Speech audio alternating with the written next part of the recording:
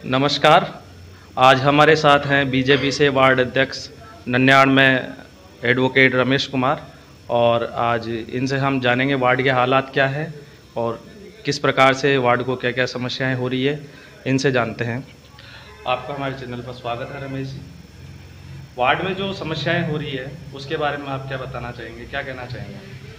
सबसे पहले तो मैं आपका धन्यवाद ज्ञापित करना चाहूँगा कि आप आए और वार्ड हमारे जो वार्ड 99 है इसकी समस्याओं के बारे में आपने जानकारी ली। वार्ड के अंदर पहले जो 2018 से पहले का जो समय था और 2018 तक का जो समय था वो काफ़ी अच्छा था। प्रत्येक दुकानों के बाहर डस्टबिन थी, सारी व्यवस्थाएं थी। यहाँ तक कि जो जयपुर राजधानी है उस टाइम पे एक ही मेयर हुआ करता था और अशोक लाहौटी जी मेयर थे।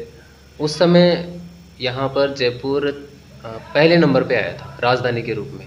और अब देखिए कि आप आएंगे रोड से तो आपको जगह जगह पानी भरा मिलेगा और किसी भी तरह की यहाँ पे कोई सुविधाएं नहीं है। देखा जाए तो यहाँ पे वार्ड 99 एक तरह से नरक का जीवन जी रहे हैं। रमेश जी, वार्ड 99 से आप बीजेपी से अध्यक्ष हैं। आप आप ये भी जानते हैं कि इस समय सांगानेर विधानसभा से जो विधायक हैं अशोक लाहौटी जी, वो आप ही पार्टी से हैं, तो उनकी तरफ से विधायक कोष से कुछ कार्य करवाया गया आपके वार्ड में? देखिए, विधायक का जो कोष होता है और विधायक कोष के अलावा अनुशंसाएं भी होती है। 200 विधानसभाओं के अंदर जो अनुशंसाएं होती हैं वो मुख्यमंत्री के द्वारा की जाती है और मुख्यमंत्री के लेटर के द्वारा की जाती है। विधायक कोष पहले 2 करोड़ का था, अब 5 करोड़ का कर दिया है। लेकिन सांगानेर के अंदर 39 वार्ड है। उन 39 वार्डों के अंदर देखा जाए तो एक वार्ड को 1 साल का 12.5 लाख रुपए मिलता है। उस 12.5 लाख रुपए में अगर देखा जाए तो कचरा ही साफ नहीं हो पाता, इतना बजट कम है।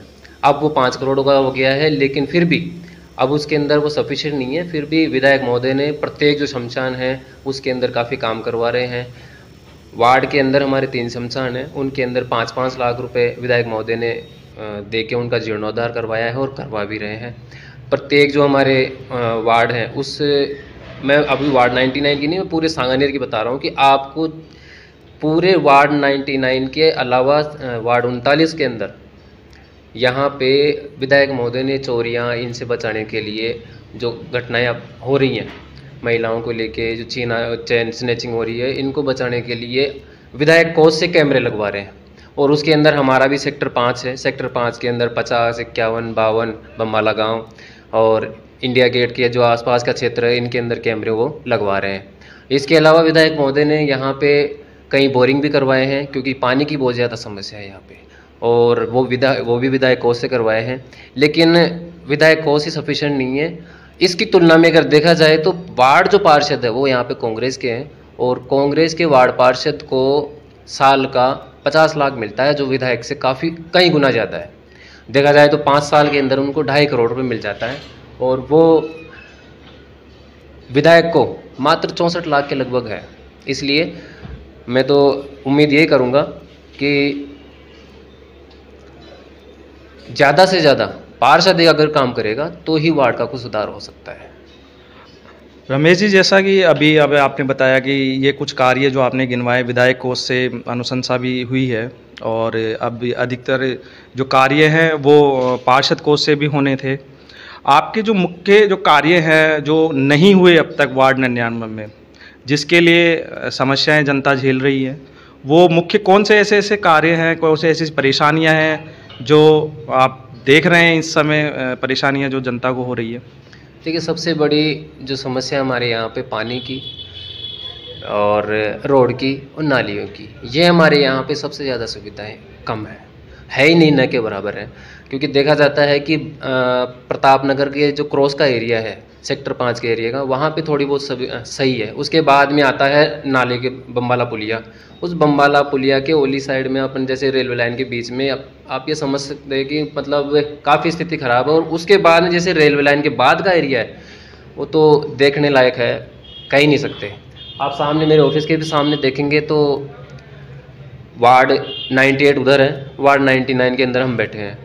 उधर भी कांग्रेस के पार्षद हैं, इधर भी कांग्रेस के पार्षद हैं। दोनों ने आज तक इसके अंदर कोई झाड़ू भी नहीं लगवाया, ना कचरा की संग्रहण की कोई गाड़ियाँ आती है। नया स्टाफ का वो हुआ है, बस केवल राजनीति और कुछ नहीं है। आपके वार्ड 99 और इससे सटा हुआ वार्ड है 98, इसमें भी काफ़ी समस्याएं हमें देखने को मिलती है कि कचरे की गाड़ियां जो हैं वो ऊपर है, वो टाइम पर नहीं आते हैं, लोग परेशान होते हैं कचरे को लेकर। पहले कुछ दिनों पहले से वो गाड़ियां बंद हो गई थी, तो क्या कहना चाहेंगे इसके बारे में? देखिए, मैं तो इस बात को बदकिस्मती ही मानता हूँ हमारे वार्ड की और सांगानेर विधानसभा क्षेत्र की, कि लगभग 4 साल पहले 3 साल पहले यहाँ पर प्रत्येक वार्ड के अंदर गाड़ी आती थी, प्रत्येक घर घर जाती थी, कचरा संग्रहण करती थी। हमारे जो मुख्य मार्ग है वहाँ पे झाड़ू लगती थी। लेकिन उसके बाद में हमारे यहाँ पे जैसे ही कांग्रेस के पार्षद आते हैं और कांग्रेस की सरकार आई है, उसके बाद में हमारे यहाँ पे कुछ भी नहीं हुआ है। लाहौटी जी ने इतना प्रयास किया था कि प्रत्येक दुकान के ऊपर एक डस्टबिन की व्यवस्था की थी और उन्हीं व्यवस्थाओं के चलते जागरूकता के अभियान चलाए थे, लोगों में जगह जगह जन चेतना के अभियान चालू किया था। केंद्र में नरेंद्र भाई मोदी जी की जो योजना है स्वच्छ भारत अभियान, उसको भी आगे बढ़ाया और उसी का परिणाम था कि देश के अंदर, राजधानियों के अंदर जयपुर 1 नंबर पे आया था स्वच्छता की दृष्टि से। अभी कुछ दिनों पूर्व में जैसा कि विपक्ष के द्वारा आरोप लगाए गए हैं कई बार कि सांगानेर विधायक ने जो अशोक लाहोटी जी हैं उन्होंने कोई विकास कार्य नहीं करवाए, सिर्फ 5 साल बैठे रहे, और जब अब चुनाव का समय आ गया है तो अब जिस प्रकार से वो क्षेत्र में एक्टिव है, तो क्या ये सही है कि उन्होंने पिछले 5 साल में क्षेत्र की जनता की तरफ ध्यान नहीं दिया और कोई विकास कार्य नहीं करवाए, जैसे कि जो हम देख रहे हैं, उस पर आप क्या कहना चाहेंगे? नहीं, ये कहना बिल्कुल गलत है, क्योंकि जब विधायक मोदी जी यहाँ जयपुर के मेयर थे, वो पूरे युवा हैं और उन्होंने पूरे जुझारू तरीके से वो लगे हुए थे। जब एक जयपुर जो इतना गंदा होता था उसको नंबर 1 लाना, आप समझ सकते हैं, वो नंबर 1 पे लाए स्वच्छता की उससे और साफ सफाई की दृष्टि से। उसके बाद में जब वो विधायक बने, उन्होंने दोहरी ऊर्जा के साथ में यहाँ पे विधानसभा में काम किए हैं।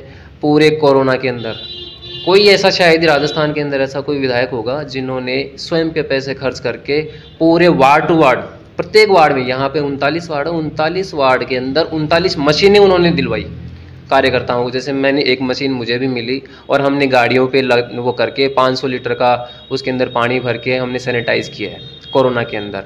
और प्रत्येक वार्ड के अंदर उन्होंने जो खाने पीने की काफ़ी समस्याएं उस समय हो गई थी, उनको मतलब सहूलियत दिलवाई है, भोजन पानी राशन वगैरह सारा सब कुछ उन्होंने किया है। और वही रफ्तार आज भी है।